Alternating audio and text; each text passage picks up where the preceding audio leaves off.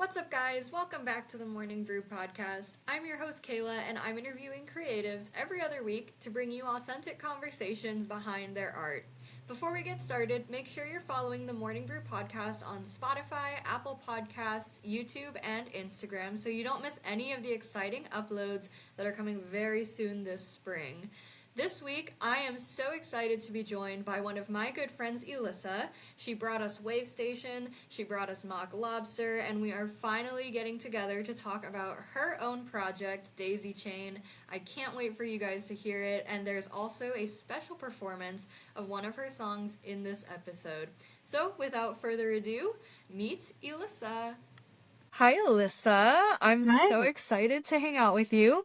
For those who don't know, you are responsible for sending me Mock Lobster and Wave Station, which is awesome. Yes. And I'm so excited that today we get to talk about you and your project. So let's start with talking about you.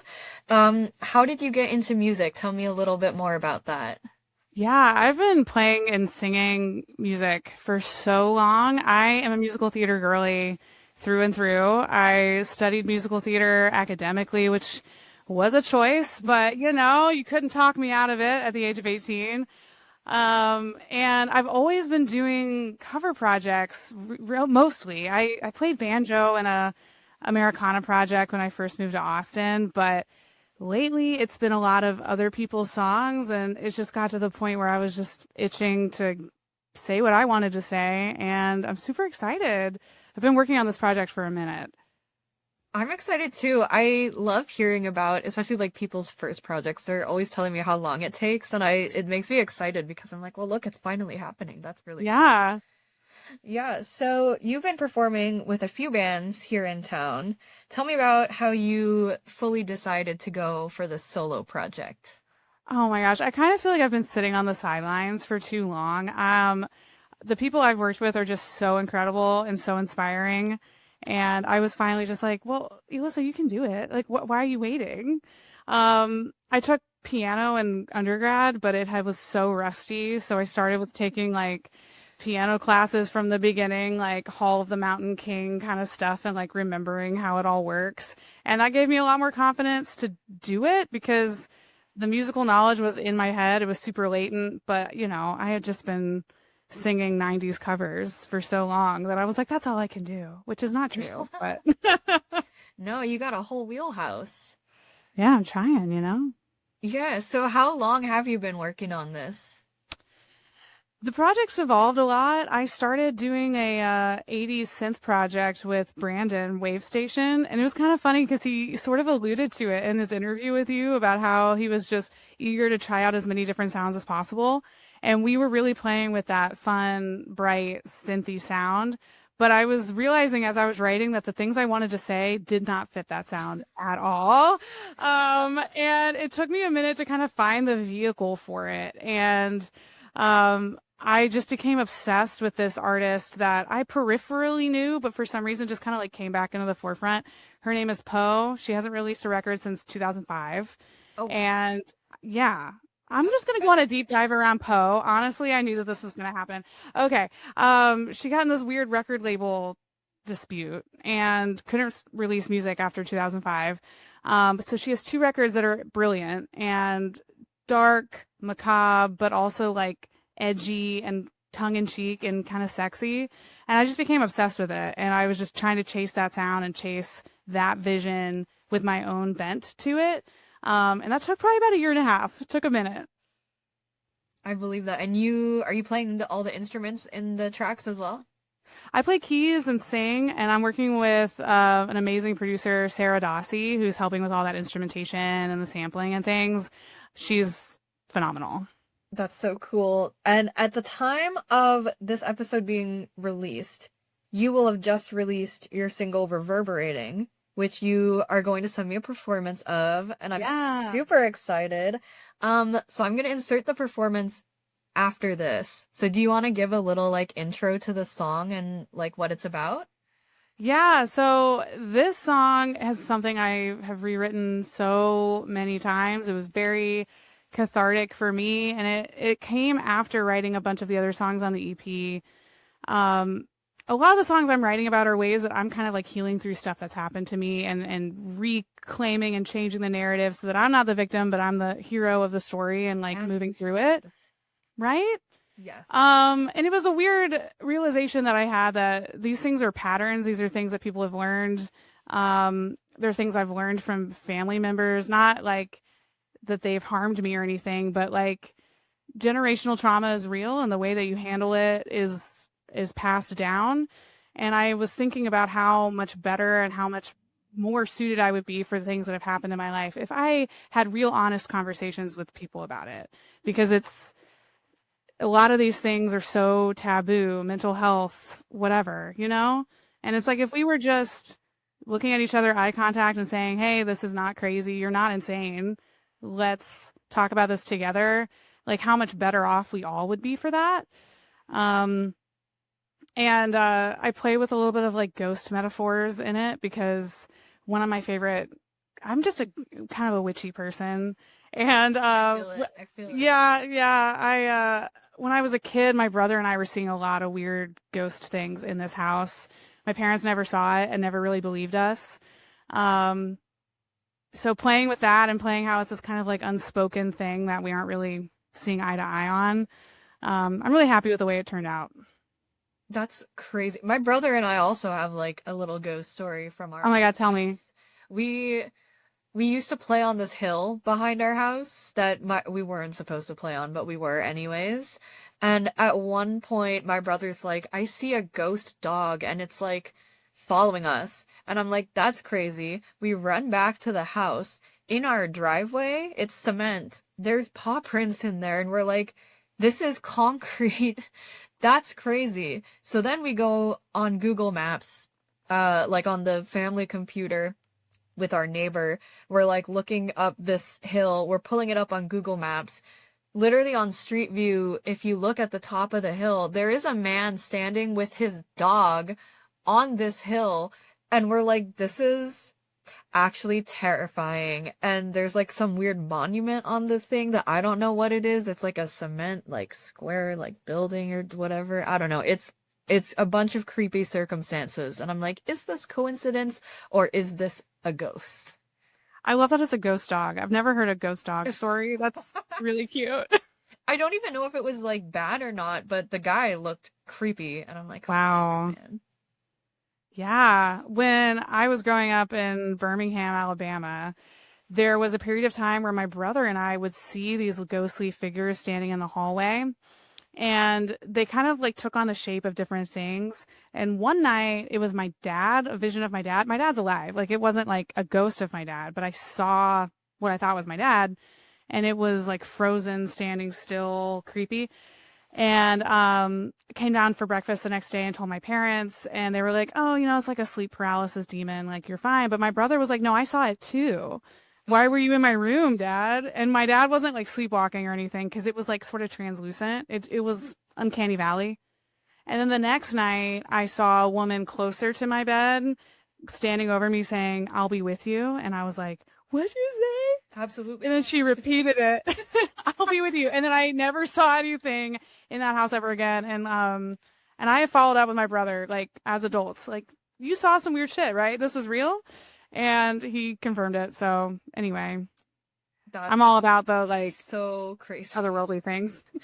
I would pee my pants if someone was right there, like talking to me.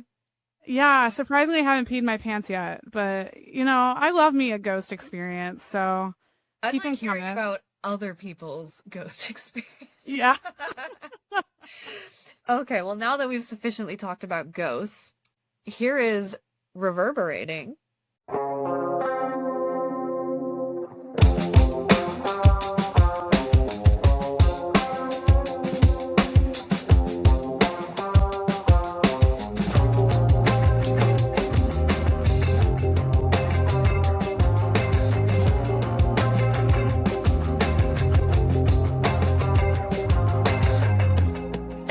Stand in the hallway,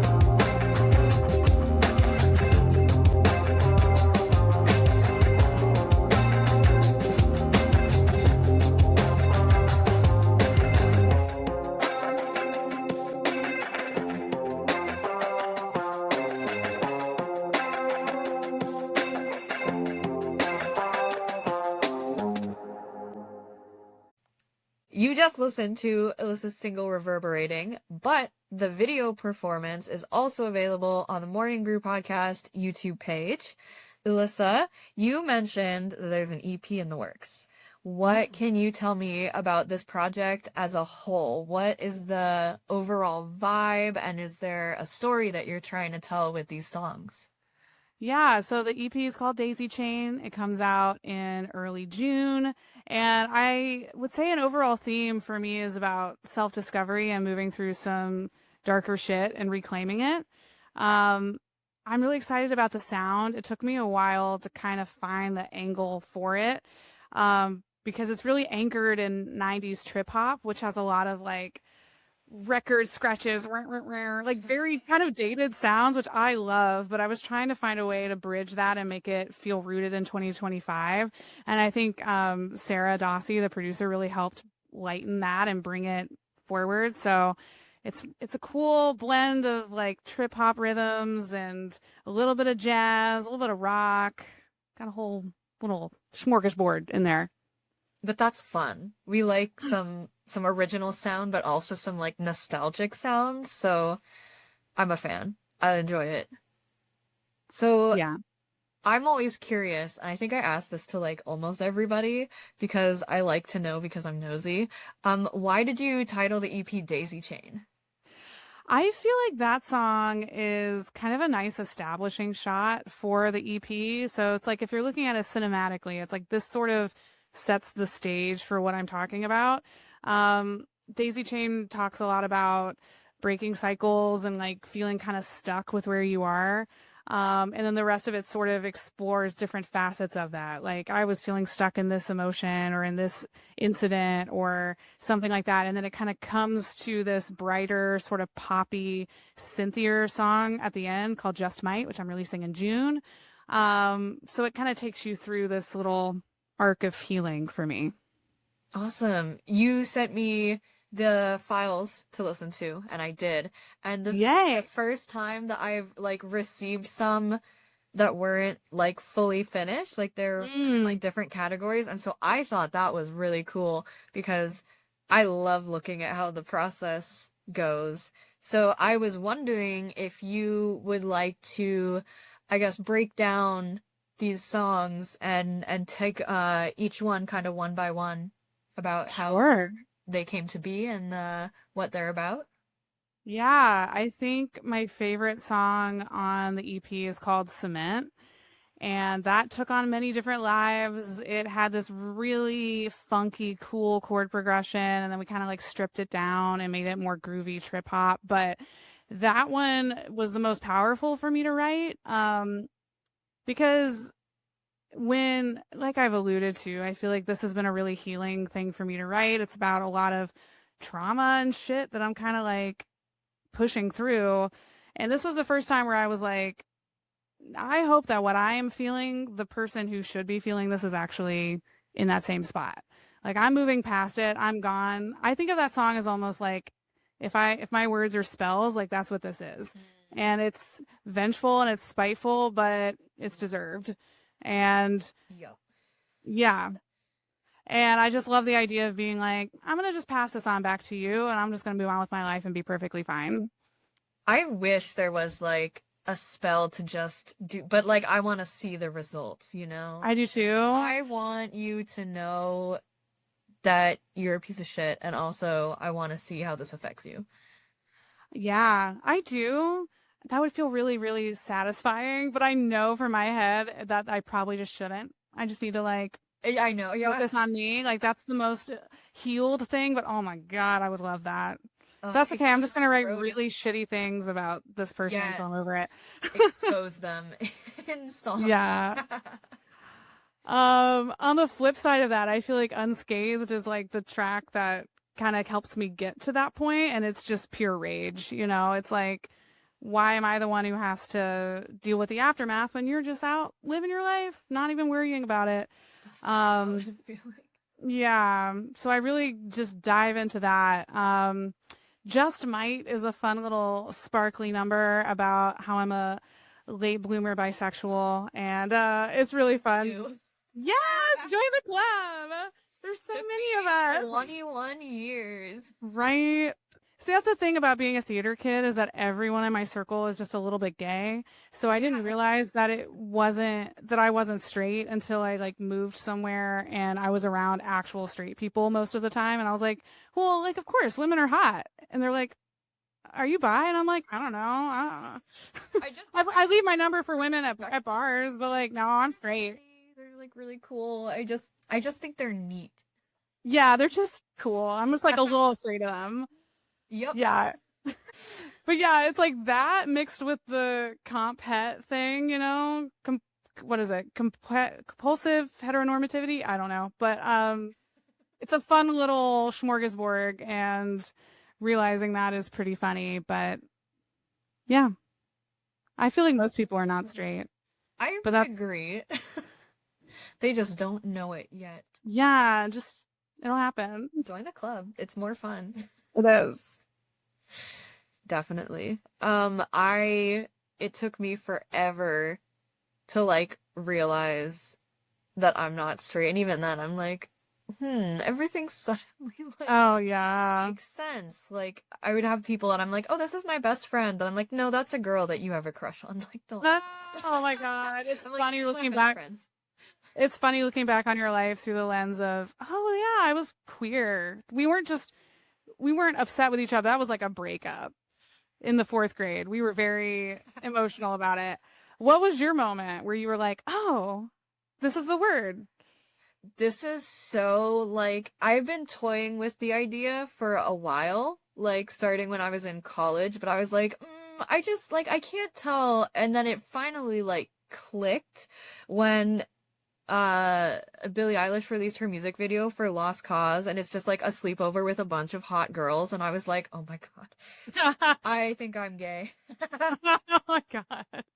The video for lunch is like, oh, Oh my god. Yeah. Oh my god. She's an icon. yeah, she really is doing the Lord's work, helping us understand ourselves. Thank you, Billy. What's funny too is that the fear, like you mentioned, like, oh, I'm scared of women. Like the fear I feel for women is so different from the fear that I feel with men. Like, do you Yep. also have that? Yeah, I mean, with men, it's like, I'm afraid you're gonna hurt me. And with I'm women, literally it's scared like, for my life. yeah, with women, it's like, oh my God, what if she just doesn't think, what if I said something stupid? Like she's so hot. Like she probably doesn't even want to like talk to me. Yeah, that's funny. Very different fears. Yeah, it's funny that that's like kind of universally relatable. Yeah. We just need a matriarchy. It'll be better. Yeah, can't remember. Did we hit all the songs or were there more? Did we talk? Those about are the Daisy main Chain? ones. Yeah, I did. I talked about Daisy Chain. Well, I alluded to it. I like I said, I think it's like a good establishing shot for the EP, and I think it's also a commentary on how people can look at you and think that you're doing amazing, and you can really be dealing with some stuff in your head that's totally silent, and what it can look like to try to start to unravel that, cut off the metaphorical petals or like break the cables and just find new patterns. That's great. I really enjoy the kind of like healing mental health aspect that you're talking about. Like, I think so many more people need to just be like comfortable with it, but also like accepting of the fact that other people are gonna go through stuff in their own way. Yeah. And that's normal, I think. Yeah, very normal. It's a crazy world right now. Like, if you're not dealing with something, that's amazing. Tell me your secrets. I, yeah, my secret is, I've got therapy like every other week. Yep. Sandra. Love it. And I think you mentioned, but correct me if I'm wrong, Daisy Chain will also be out when this is released. Is that, or Yes. the song? Yeah, it came out January 13th. Okay, sweet. So for everyone listening, that is a good starting point to get a teaser for this EP that I'm super excited about, which is cool. Yeah. Nice. And what has been a challenge in this process that you maybe weren't anticipating? I'm a pretty impatient person. I've learned that about myself in this process. I'm like, oh, it's cooked up in my head. I can just do it. So that's been challenging is because the people I work with work really quickly, but it still takes time to get everything from point A to point B and coordinate it all. Um, and I think I had this feeling in my head like I was behind because this is something I've wanted to do forever, but was just honestly too scared. And I was like, well, I got to make up for lost time here, which is a lie. But um, that was one thing that I found more challenging was just trusting the process and, letting it happen when it happens. And it was worth the wait. I've collaborated with a lot of different folks in the process of trying to find the sound, and they were all wonderful and had really cool ideas. And it would have been a sick record, whatever we made. But I'm so glad that I waited to find something that totally clicked because it took me a minute to kind of find a way to verbalize what I was trying to create. That makes sense. I think we're actually the same person because I too am so impatient. Yeah. On a lot of the projects that I work on, everyone's like, just trust the process. Like it'll happen when it's time. And I'm like, listen, I have trust issues. Well, I'm not good at like letting go of things, but I am sure that when it's like done and you're like, this is my child, like I'm sure it's gonna be so awesome and I'm super excited for it. I'm excited for your release show. That yeah, sounds super cool. That will have been in the past for everyone listening. that is true. But I will post photos of it. Yes. Because I'm excited. I'm pumped. I've never been to that venue either, but it looks really cool. Oh yeah, Vinyl Beauty Bar is cool. It's really quirky. It's a nail salon by day and a music venue by night. Listen, they're gonna laugh at my lack of nails. Oh yeah, I just nubs. disgusting. Nubs. Yeah. I have a lyric in Daisy Chain that's you'll see me tear off my nails for a sense of control. That's literally me. Everyone thinks I like bite them and like eat them, and I'm like, no, no, no. I rip them off with my hands and then I Yeah. throw them away like a normal person. I'll get gel and they're glorious for 2 weeks maybe. And then I'm just like, gotta rip that sucker off. And then my nails are just sandpaper. So Yeah, that's the problem. I like use the what is it like Color Street, the like sticky thing that just sticks on top of your actual nail, so they still look like nubs, and then I can peel it off like a sticker. But usually it doesn't like damage the nail when you take it off, so that's oh nice. good. But I also probably now just have like little yeah, pieces of paper all I over my know it's nails. like a waste of money too, because I have it for like 3 hours. Like, time to come off. Yeah. So that's the challenging part of making this. But on the flip side, what is kind of like the most rewarding thing and what are you most proud of? And they could be two different things, but I paired them together. Oh man. I mean, having it at the finish line at this point is super rewarding and having it be what I wanted in my head is really great. And I know this is my third time plugging Sarah and I'm just like, waxing poetic about her, but I'm really stoked. And I think it was really important for me to work with women around this team because it's a vulnerable stuff I'm talking about, And there are so few women, unfortunately, who produce music and create music, which I think really needs to change. But that's been a rewarding thing is I've met a lot of awesome female artists through this process and being in the little scene in the sphere at this point is a super supportive, awesome spot. And like as you know, I've been around it. Like I have my own little music interview thing that I do on the side and it's fulfilling and cool, but being in it is very validating and very exciting. That makes a lot of sense, which I'm so excited for you. Like, I'm pumped. I'm super excited. I'll skip ahead to my Artist Ask Artist segment because Ooh. I'm always excited about this. So, my last guest was a band based in LA, and they're called Kid Again, and they want to know if your EP were a vegetable, which vegetable would it be and why? Oh my gosh. See, I always have to remember what are vegetables, what are legumes, what are fruit, you know? Honestly, just bunch them all together because I don't. Yeah. I really want it to be an avocado, but I don't think that's a vegetable. I think it might be a fruit or I feel like something. I wouldn't even classify it as a fruit either. I feel like it's in some weird in between space. Yeah. onions are good because they're versatile. You can caramelize them, you can grill them. They're divisive, True. I will say. True. Onions are divisive. I love onions. I don't expect everyone to love my music, but like, it's pretty tasty. There's some pretty tasty shit in there. You can cook You them know? in a different way. Yeah, It's appealing to you. it's true. You don't have to have raw onions on everything, but like a good I would die. fried onion, right? Yeah, nobody really is a big fan of that. I could. I'm a crazy person, but caramelized onions, they get a little sweet. They're a little bit of a bite. I would say my EP is a caramelized onion. That's fair. I like the caramelized onions that the like hot dog guys outside venues. Oh my God. I'm like, It's dude, genius. how dare you? It's the set smartest this up? thing. I was on East. Starving. I hope they make bank. I saw somebody set up outside Hotel Vegas over the weekend, and I had never seen a little hot dog vendor there, and I was just like, Queen, go off. I hope you make $1 million. It smells so good. I feel like they're at every venue like that I've been to since I was a kid. Oh, nice. And I don't know if I've ever been brave enough to try one, but I've watched a friend try one, and therefore I'm like, okay, if we both try one, I'll trust it. But Yeah. by myself, I'm like a little bit sus. I'd have to be pretty drunk, I think. That's the vibe. Drunk, after concert, tired, and desperate. It always smells amazing, though. Oh yeah, it smells lovely. I'm just like, can I trust the meat that you have in this cart? Yeah. That's my reservation. It's fair.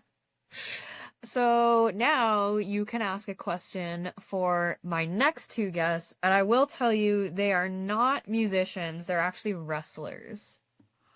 Okay, badass. All right. Well, I don't know much about wrestling. Me either. But I would like to know the story of creating their wrestling persona.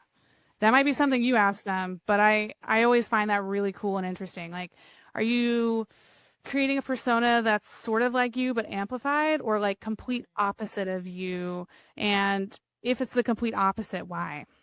That's a good point. I'm so excited to listen to the next episode. Give me their backstory. Tell them, Yes. like what is it? Those like character design sheets with like their personality and like what they're good at and what they're bad. Like, tell me all of it. I want the lore. Yeah, Is there any give me tea between the characters? Do any of them like what is the most surprising tea? Okay, I will definitely ask them that, and then I'll let you know what the lore is, because I'm pretty excited. Actually, these are the wrestlers that were in Mickey's music video. Oh, amazing. So extra lore. Yeah, I saw that you were in her video. That whole process looked so fun. It was super interesting and also fun, and I was like, man, I need to be in the entertainment industry. I mean, you are. I mean, that's what this is, right? Yeah, but I don't get paid for this. Well, it's only a matter of time. One day. Yeah. Come on. Do we have any sponsors? Anybody want to sponsor the Morning Brew podcast with Kayla? Please. I'll take anything. Money, please. Okay, and then lastly, shameless self promo. I love leaving space for my artists to live anything that they want to plug. Yeah. Okay. Awesome. So I am promoting my EP, Daisy Chain, which officially comes out June 1st.